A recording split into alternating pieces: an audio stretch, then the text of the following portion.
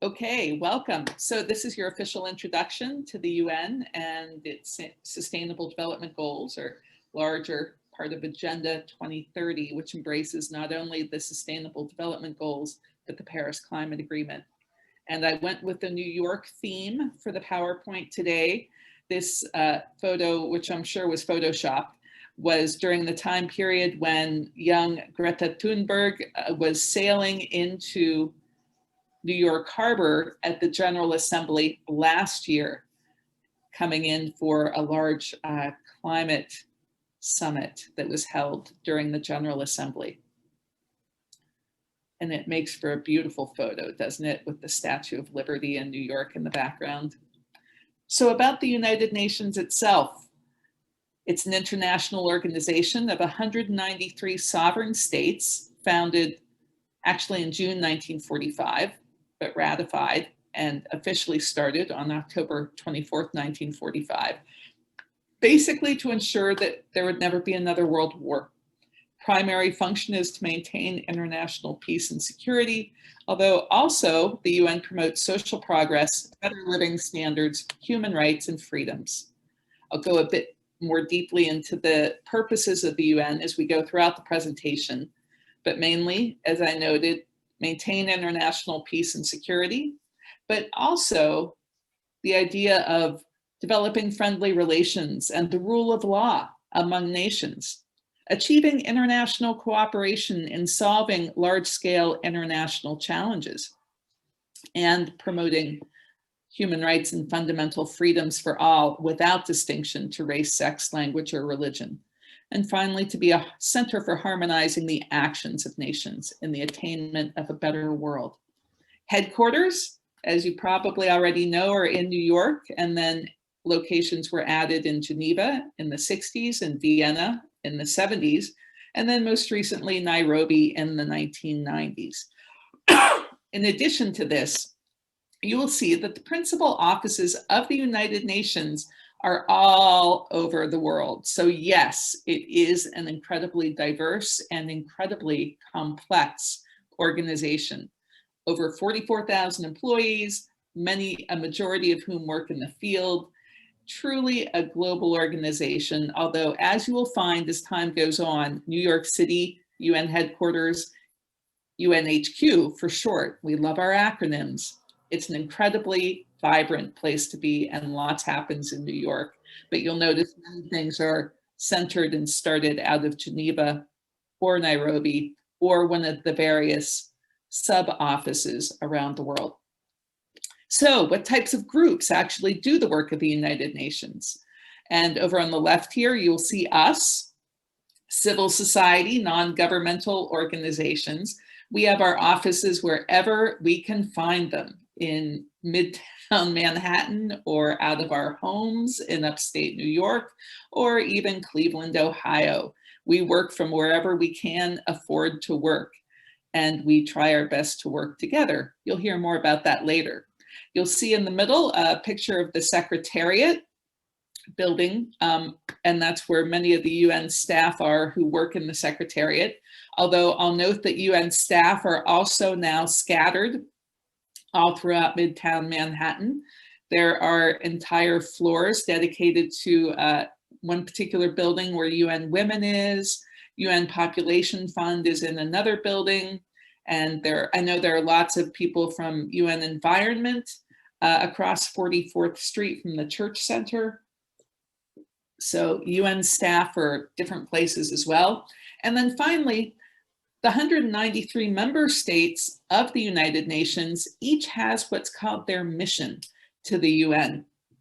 And these missions typically have offices in office buildings close to the UN if they can afford it, or further away. And we actually have a Google map of where the different missions to the UN are. We need to update that this year. So anyone who's an intern who would have interest in that project, please just let me know. It would be a help to all of us in RUN.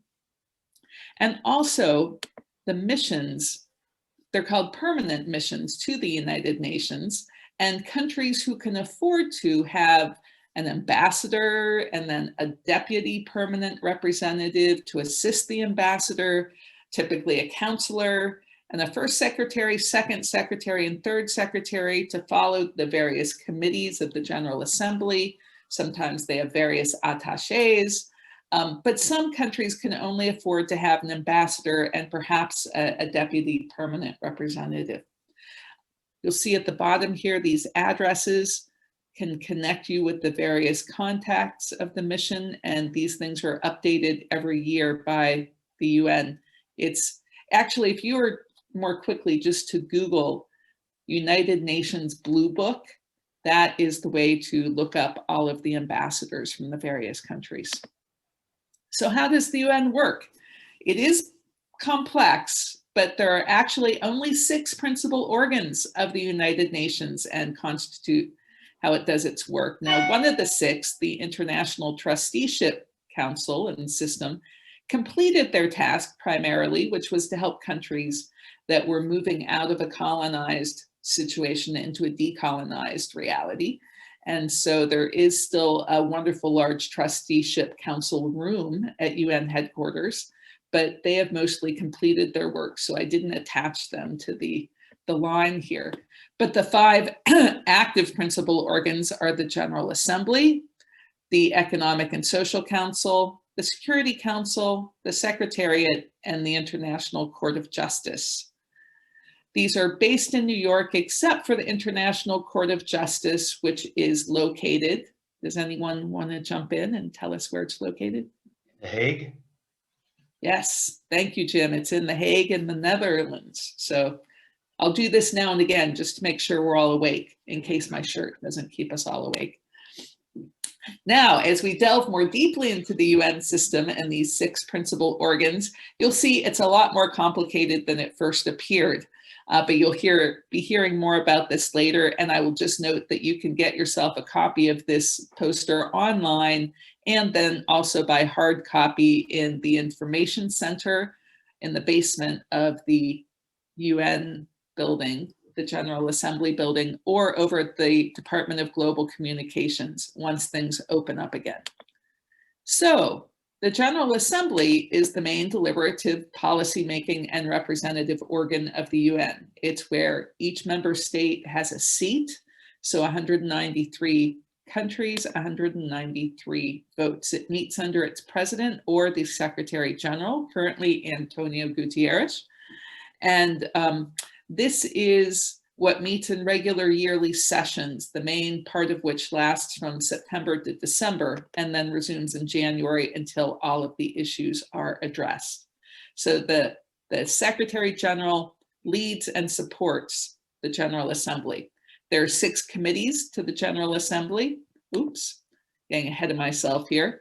And those 6 committees tackle these different topics here. You'll hear more about how we work with the various General Assembly committees as we go throughout the morning.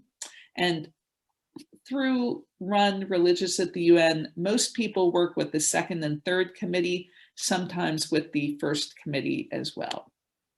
So the UN Security Council investigates any disputes, anything that might lead to international conflict. And it has 15 members. Typically, members serve for 2-year terms. However, 5 of these members are permanent members with veto power. And the UN Security Council also works closely with the International Court of Justice, which, as we noted earlier, is in the Netherlands at The Hague. So as we approach the official celebration of the 75th anniversary of the UN this Saturday, the part of the UN that is most consistently requested to be reformed happens to be the Security Council, the most urgently needed structural change, because these 5 permanent members, the P5, each of them holds veto power. And so if any one of them vetoes anything, it kind of gunks up the whole entire system. So that's a bit of a challenge. So here's a wonderful photo of the Security Council. The Economic and Social Council, which you'll hear much more about from Teresa, coordinates the economic and social work of the UN, which includes financing for development. You'll hear much more about that from Teresa, but I'll simply note that there are thousands, literally thousands of non-governmental organizations that make up civil society. And so we're in good company and large company. So the actual members of the United Nations, just to reiterate, are the member states themselves, and they have equal representation in the General Assembly. But when we look at the Security Council, for example, 15 members revolving, the Economic and Social Council, 54 members, and various commissions within that are also revolving. So it is rather complicated, and countries come in and out of these service opportunities, shall we say, every couple of years. I'll also note that there are several permanent observers to the UN that are non-member states. What might be one of the most famous of those permanent observers? The Holy See. The Holy See is one, and then also Palestine. And then we have a few intergovernmental organizations as well, and a few other entities. You'll hear more about that as we go on. Thank you, Dusty. So, question. Yes, Daniel.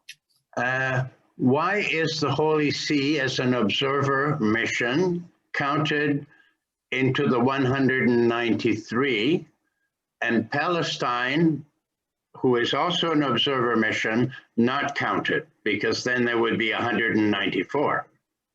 That is a brilliant question, Daniel. And seeing as you have been here a lot longer than I have, I'm going to throw that question right back to you, or open it up to the group. Does anyone know? Because Daniel, no, Holy See is not counted into the 193. It's 193 countries plus 2 observer states, Holy See and Palestine. Thank you, Teresa. It's Thomas here.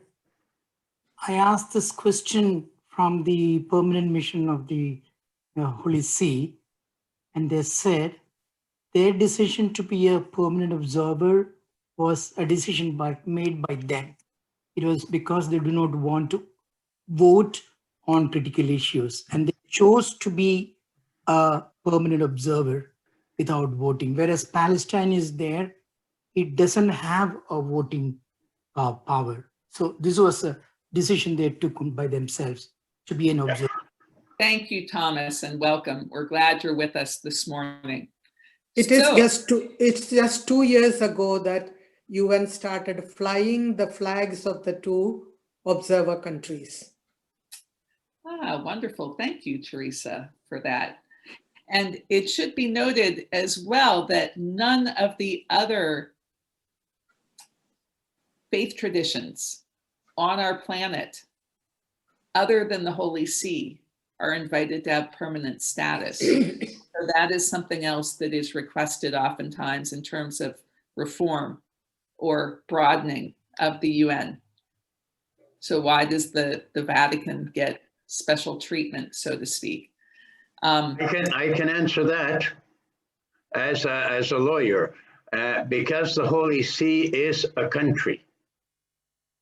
None of the other religious traditions have a country per se, or are a country. Excellent. Thank you very much, Daniel. I will ask everyone to mute if you're not speaking, please, and I'll wrap up my part of the presentation so you can hear from bunches of other people, because we have lots to share today. Quick word about why you might be interested in the UN.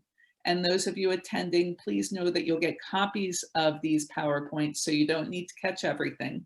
Lots of good reasons on this page. I will lift up links to 70 reasons that came forth at the 70th anniversary, and then a booklet about 60 ways the UN makes a difference that came forth during the 60th anniversary of the UN. You can check that out at your leisure, but this particular page is full of fun facts that you can impress your friends and relatives. One key reason the UN exists is to tackle global poverty. We see a map here, and many countries where large percentages of their population is living under $2 US per day.